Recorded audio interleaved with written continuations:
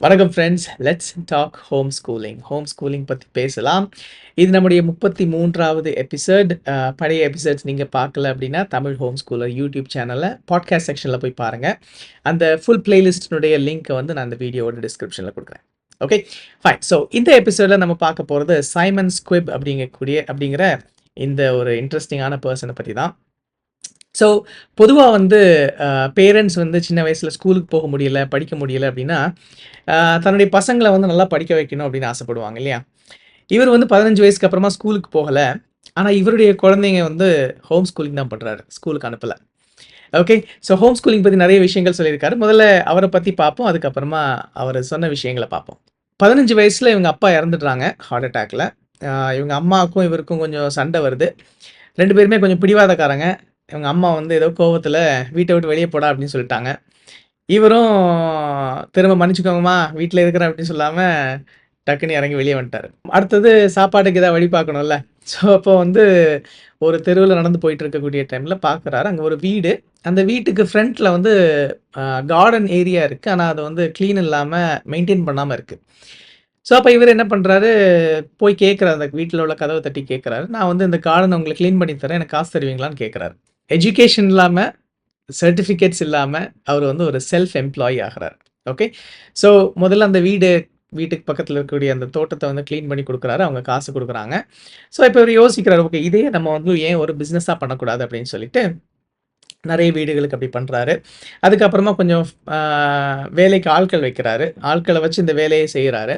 So கிடைக்கக்கூடிய லாபத்துல அவங்களுக்கு சம்பளம் குடுத்துட்டு மீதிய வந்து இவருக்கு எடுத்துக்கிறாரு. ஸோ இப்படி கொஞ்சம் கொஞ்சமா டெவலப் ஆயி மொத்தம் ஒரு 19 கம்பெனிஸ வந்து அவரு ஸ்டார்ட் பண்றாரு. ஓகே. ஸோ கடைசியா இவர் ரொம்ப சக்சஸ்ஃபுல்லா ரன் பண்ண ஒரு கம்பெனி அப்படின்னு பார்த்தீங்கன்னா, ஃப்ளூயிட் அப்படின்னு சொல்லி ஒரு கம்பெனி. ஹாங்காங்ல போய் இந்த கம்பெனிய பில்ட் பண்றாரு. ஸோ இந்த ஃப்ளூயிட வந்து சக்சஸ்ஃபுல்லா ரன் பண்ணி கடைசில வந்து அத வந்து இன்னொரு அ கம்பெனிக்கு வந்து அத ப்ராஃபிட்டபிளா சேல் பண்றாரு. இந்த நேரத்தில தான் அவருக்கு வந்து ஒரு ஐடியா வருது. ஏன் நம்ம மத்தவங்களுக்கு ஹெல்ப் பண்ணக்கூடாது? அதாவது இவருடைய லைஃப் வந்து செட்டில் ஆயிடுச்சு இப்போ. அதாவது அவர் வந்து ஃபைனான்ஷியலி ஃப்ரீ ஆயிட்டாரு. இப்போ ஒரு 19 கம்பெனி சொன்னேன் இல்லையா? ஸோ இந்த மாதிரி நெறைய இன்வெஸ்ட்மென்ட்ஸ்லேருந்து இவருக்கு வந்து அவருடைய லைஃப்‌க்கு தேவையான காசு வந்து அ ஆட்டோமேட்டிக்கா வர ஆரம்பிச்சுருச்சு. ஸோ அது அந்த லெவல் தான் நம்ம வந்து ஃபைனான்ஷியல் ஃப்ரீடம் அப்படின்னு சொல்லுவோம். ஸோ நாளைக்கு காசு இருக்குமா? அடுத்த மாசம் 1ஆம் தேதி சம்பளம் வருமா? அப்படிங்கிற ஒரு பயம் இல்லை. ஓகேங்களா? ஸோ இந்த ஃபினான்ஷியல் ஃப்ரீடம்ம நோக்கி தான் நம்ம குழந்தைங்கள வந்து ப்ரிப்பேர் பண்ணணும். ஓகே.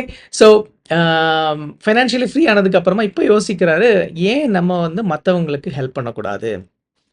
அப்படின்னு சொல்லி யோசிக்கிறாரு. ஸோ helpbank.com அப்படிங்கிற ஒரு வெப்சைட்ட ஸ்டார்ட் பண்றாரு. இது வந்து ஒரு அதாவது பிசினஸ் பண்ணணும்னு ஆசைப்படுறவங்களுக்கு ஒரு சோசியல் மீடியா பிளாட்ஃபார்ம், ஒரு Facebook மாதிரின்னு வச்சுக்கோங்களேன். ஸோ அந்த பிளாட்ஃபார்ம்ல வந்து யார் வேணாலும், என்ன வேணாலும் ஹெல்ப் கேட்கலாம். அவங்க பிசினஸ் ஸ்டார்ட் பண்ணணுங்கிறதுக்காக ஐடியாவா இருக்கட்டும், இல்ல இன்வெஸ்ட்மென்ட்க்கு காசா இருக்கட்டும், இல்ல அ சப்போர்ட்டா இருக்கட்டும். அத வந்து கேட்டு ஒரு ஒரு ஒரு கம்யூனிட்டி மாதிரி பில்ட் பண்ணியிருக்கிறாரு. ஓகே. ஸோ இவரோட கோல் என்ன அப்படின்னு பார்த்தீங்கன்னா, 1,000,000 பீப்பிள்க்கு வந்து அவங்களுடைய ஓன் பிசினஸ கிரியேட் பண்றதுக்கு ஹெல்ப் பண்றது தான் இவருடைய கோல். ஓகே. ஸோ இவர் வந்து மொத்தம் 73 ஸ்டார்ட் அப்ஸும் ஹெல்ப் பண்ணியிருக்கிறாரு. Okay, fine. ஸோ அந்த மாதிரி ஒரு சக்சஸ்ஃபுல் ஆண்டர்பிரினியூர், அ ஏஞ்சல் இன்வெஸ்டர் அப்படின்னு சொல்லுவாங்க. சைமன் ஸ்குவிப் அப்படின்னு சொல்லி நீங்க நெட்ல தேடி பார்த்தாலே நெறைய வீடியோஸ் வரும். அ அவர் பாட்டுக்கு ஊர்ல எங்கெல்லாம் இருக்கிறாரோ அந்த இடத்துலலாம் போய் எல்லார்ட்டயும் கேட்பாரு. வாட் இஸ் யுவர் ட்ரீம் அப்படின்னு கேட்பாரு. உங்களுடைய கனவு என்ன? அத ஏன் உங்களால இன்னும் நிறைவேத்த முடியல? அதுக்கு நான் ஹெல்ப் பண்றேன். உங்களுக்கு என்ன ஹெல்ப் வேணும்னு அவரே கேட்டு, அவங்களுக்கு வந்து நெறைய பேருக்கு அந்த மாதிரி ஹெல்ப் பண்ணியிருக்கிறாரு. ஸோ இவருடைய ஹெல்ப்ல பிசினஸ் ஸ்டார்ட் பண்ணி சக்சஸ்ஃபுல்லா ரன் பண்ணிட்டு இருக்கக்கூடிய ஆயிரக்கணக்கான ஆட்கள் இருக்கிறாங்க. ஓகே. ஸோ 15 வயசுல ஸ்கூல் ட்ராப் அவுட் பண்றாரு. ஒரு சக்சஸ்ஃபுல் ஆண்டர்பிரினியூர் ஆகுறாரு. ஃபைனான்ஷியல் ஃபைனான்ஷியலி ஃப்ரீ ஆகுறாரு. அதுக்கப்புறமா அவர் வந்து மில்லியன்ஸ் ஆஃப் பீப்பிள் வந்து ஹெல்ப் பண்ணணும் அப்படின்னு சொல்லி ஒரு மிஷனா எடுத்து பண்ணிட்டு இருக்கிறாரு. இவர் வந்து ஹோம் ஸ்கூலிங் பத்தி என்னெல்லாம் சொல்லியிருக்கிறாரு அப்படிங்கிறத முக்கியமான 1, 2 பாயிண்ட்ஸ் மட்டும் நான் நோட் பண்ணியிருக்கேன். அத மட்டும் சொல்றேன் பாருங்க. ஸோ முதல் பாயிண்ட் என்னன்னா, எல்லா பேரண்ட்ஸுமே செய்யக்கூடிய ஒரு விஷயம் தான். ஸ்கூல்லயும் செய்யக்கூடிய ஒரு விஷயம் தான். நம்ம குழந்தைங்கள பார்த்து, "நீ வளர்ந்ததுக்கு அப்புறமா என்ன பண்ண போற?" அப்படின்னு கேட்போம். இல்லையா? சில குழந்தைங்க நான் டாக்டர் ஆக போறேன்னு சொல்லுவாங்க. சில குழந்தைங்க வந்து என்ஜினியர் ஆக போறேன்னு சொல்லுவாங்க. சிலவங்க வந்து பைலட் ஆக போறேன்னு சொல்லுவாங்க. ஸோ ஒரு ஒரு அம் ஒரு ஒரு ஜாப் டைட்டில் அவங்க வந்து சொல்லுவாங்க. இவர் என்ன சொல்றாருன்னா, இப்படி கேட்கக்கூடிய டைம்ல குழந்தைங்கள வந்து நம்ம ஒரு ஜாப் டைட்டிலுக்குள்ள, இல்ல ஒரு சின்ன ஒரு ரெஸ்பான்சிபிலிட்டிக்குள்ள நம்ம ட்ராப் பண்றோம் அப்படின்னு சொல்றாரு. அதுக்கு பதிலா என்ன கேட்கலாம் அப்படின்னா, நீ வளர்ந்ததுக்கு அப்புறமா, இல்ல வளர்ந்ததுக்கு அப்புறமா கூட இல்ல, இப்பவே கூட நீ என்ன ப்ராப்ளம் சால்வ் பண்ண போற அப்படின்னு கேட்கணுமா. So what is the problem you are going to solve அப்படின்னு கேட்கணும். ஸோ இந்த கேள்வி கேட்கக்கூடிய டைம்ல குழந்தைங்க வந்து கொஞ்சம் கூட கிளியரா யோசிப்பாங்க. அவங்களால ஒரு ஸ்ட்ரக்சருக்குள்ள செட் ஆகாம, அவங்க இன்ட்ரெஸ்ட் பேஸ் பண்ணி எந்த ப்ராப்ளத்த இவங்களால பெஸ்ட்டா சால்வ் பண்ண முடியும். அப்படிங்கிற பாயிண்ட் ஆஃப் வியூல அவங்க யோசிப்பாங்க அப்படின்னு சொல்றாரு. 2வது விஷயம் என்னன்னா, நேச்சுரல் வே ஆஃப் லிவிங் வேணும் அப்படிங்கிறாரு. ஒரு மாடர்னைஸ்டு இல்ல ஒரு மெஷினைஸ்டு லைஃப்குள்ள தான் இப்ப எல்லாருமே வாழ்ந்துட்டு இருக்கிறோம் இல்லையா? ஸோ இந்த மெஷினைஸ்டு லைஃப விட்டுட்டு ஒரு ஒரு நார்மல் லைஃப்குள்ள நம்ம போகணும். இந்த நார்மல் லைஃப்ன்னு சொல்றது வந்து இவர் வந்து ட்ரைபலிசம் சொல்றாரு. ஓகே. ஸோ ஸ்கூல்ல பார்த்தீங்கன்னா, ஒரு கிளாஸ் ரூம் எடுத்துக்கிட்டீங்கன்னா ஒரு 20, 25 பசங்க இருப்பாங்க. எல்லாருமே சேம் ஏஜ் குரூப் சில்ட்ரனா இருப்பாங்க. ஆ அது வந்து தப்பு அப்படிங்கிறாரு. ஸோ பல விதமான வயசுல இருக்கக்கூடிய குழந்தைங்க, இல்ல பெரியவங்க, குழந்தைங்க சேர்ந்து இருக்கக்கூடிய டைம்ல ஒரு ஒரு ட்ரைபா, ஒரு சொசைட்டியா, ஒரு வில்லேஜா வாழக்கூடிய டைம்ல தான், அ பெரியவங்கள்ட்ட இருந்து சின்னவங்க வந்து ஈஸியா கத்துப்பாங்க. ஸோ இப்ப எங்க வீட்ல நான் கவனிக்கிறேன். நாங்க நெறைய விஷயங்கள் வந்து எங்க மூத்த குழந்தைக்கு மட்டும் முதல் குழந்தைக்கு மட்டும் தான் சொல்லிக் குடுத்தோம். ஆட்டோமேட்டிக்கா அந்த விஷயங்கள் எல்லாமே வந்து 2வது குழந்தைக்கு ட்ரான்ஸ்ஃபர் ஆயிடுச்சு. ஸோ 2 தடவ நம்ம டீச் பண்ண வேண்டிய அவசியம் இல்ல.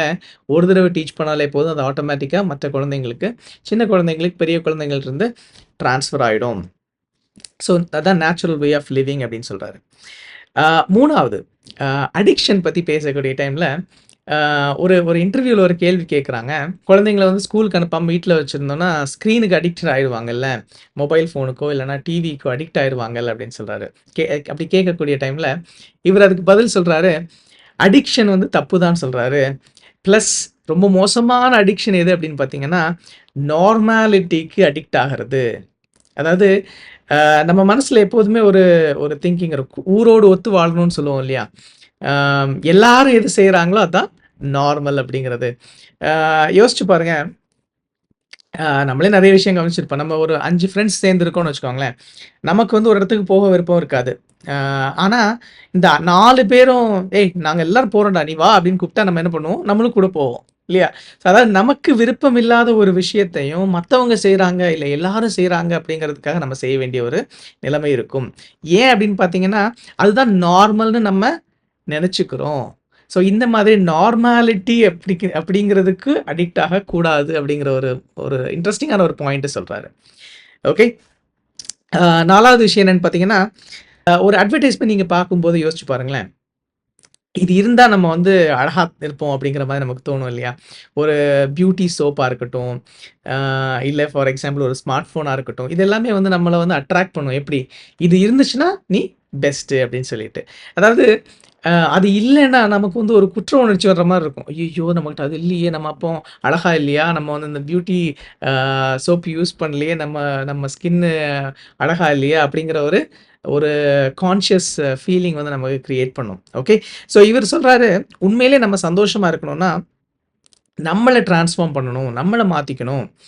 ஆ what you have will not make you happy. But what you become will truly make you happy அப்படின்னு சொல்லுவாங்க. ஸோ இத பத்தி நான் ஏற்கனவே ஒரு வீடியோலயும் பேசியிருக்கிறேன். ஃபைன். ஸோ அதே மாதிரி 5வது லாஸ்ட் பாயிண்ட் அத சொல்லி முடிக்கிறேன். ஆ ஒரு இன்ட்ரஸ்டிங்கான டாபிக் சொல்றாரு. அதாவது ஸ்கூலுடைய பாயிண்ட் ஆஃப் வியூல ரொம்பவும் தப்பா இருக்கக்கூடிய ஒரு விஷயம் என்ன அப்படின்னு பார்த்தீங்கன்னா, எக்ஸாமினேஷன் சிஸ்டம் அப்படின்னு சொல்லிட்டு. ஸோ எக்ஸாம்ஸினுடைய கான்செப்ட் என்ன அப்படின்னு பார்த்தீங்கன்னா, என்னெல்லாம் பாடம் சொல்லி தந்தாங்களோ, அது எல்லாமே நம்ம மட்டும் தான் மனப்பாடம் பண்ணியிருக்கணும். பக்கத்துல இருக்கவங்கள பார்க்கக்கூடாது. இல்ல பக்கத்துல இருக்கவங்கள்ட்ட கேட்டு ஹெல்ப் வாங்கக்கூடாது. நம்மளாவே தான் ஆன்ஸர் எழுதணும் அப்படிங்கிற ஒரு concept. Which is totally wrong அப்படின்னு சொல்றாரு. ஏன்னா ரியல் லைஃப்ல வந்து நம்ம ஒரு ஆளா மட்டும் எல்லாம் செய்ய முடியாது. நமக்கு வந்து ஹெல்ப் வேணும். நமக்கு ஹெல்ப் தேவைப்படக்கூடிய டைம்ல நம்ம வந்து எல்லார்கிட்டயும் கேட்கணும். ஸோ அதான் அந்த ட்ரைபல் லிவிங் சொல்றாரு. ஸோ ட்ரைபல் லிவிங்க பொறுத்தவரையில எந்த வேலையுமே ஒரு ஆளா செய்ய மாட்டாங்க. எல்லாருமே சேர்ந்து தான் செய்வாங்க. ரீசென்ட்டா நான் ஒரு ஃபோட்டோ பார்த்தேன். ஒரு ஒரு கிராமத்துல ஒரு வீடு கட்டுறாங்க. அந்த வீட்டுக்கு கூரை வைக்கணும். ஸோ அப்போ அந்த கூரை ஒரே நேரத்தில பிடிச்சிருக்கணும் நெறைய பேரு. ஸோ என்ன பண்றாங்க, அந்த அந்த கிராமத்தில இருக்கக்கூடிய எல்லாருமே ஒரே நேரத்தில வந்திருக்காங்க. எல்லாருமே சேர்ந்து தூக்கி அப்படியே கொண்டு போய் அந்த கூரைய ஃபிட் பண்றதுக்கு ஹெல்ப் பண்றாங்க. ஸோ ஒரு கம்யூனல் லிவிங் தான் ஒரு ஒரு ஹெல்த்தியான சொசைட்டிய ஃபார்ம் பண்ணும். ஸோ அந்த ஹெல்த்தியான சொசைட்டில தான் குழந்தைங்க வந்து ஆரோக்கியமாவும், மனதைரியத்தோடையும் வளருவாங்க. அப்படிங்கிற மாதிரி இன்ட்ரஸ்டிங்கான பாயிண்ட்ஸ் எல்லாம் சொல்லியிருந்தாரு. ஸோ அதான் சைமன் ஸ்குயிப்ப பத்தின ஒரு ஷார்ட் ஸ்டோரி. இந்த வீடியோ உங்களுக்கு இன்ட்ரெஸ்ட்டா இருந்திருக்கும்னு நெனைக்கிறேன். நீங்க என்ன புதுசா தெரிஞ்சுக்கிட்டீங்க அப்படின்னு சொல்லி வீடியோனுடைய கமெண்ட்ஸ்ல மென்ஷன் பண்ணுங்க. எனக்கும் ஒரு இன்ஸ்பிரேஷனா இருக்கும். ஓகே. ஸோ மறுபடியும் அடுத்த வாரம், அடுத்த ஞாயிற்றுக்கிழமை சாயங்காலம் 7 மணிக்கு தமிழ் ஹோம் ஸ்கூலர் யூடியூப் சேனல்ல அடுத்த எபிசோட்ல உங்கள சந்திக்கிறேன்.